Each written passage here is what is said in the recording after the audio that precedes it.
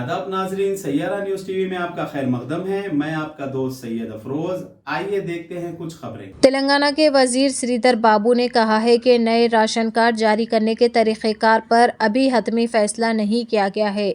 नए ration card जारी करने के लिए गाइडलाइंस तैयार नहीं किए गए।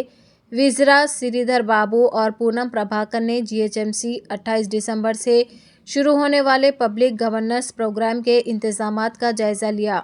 इस मौके पर खिताब करते हुए विज़रा ने बताया कि पब्लिक गवर्नेंस प्रोग्राम 150 डिवीज़न में मुनक़िद किया जाएगा। 6 ज़मानतों पर बग़ैर किसी नाकामी के अमल दरामद किया जाएगा। पब्लिक गवर्नेंस में मौसूल होने वाली दरख्वास्तों की मुकम्मल जांच पड़ताल की जाएगी।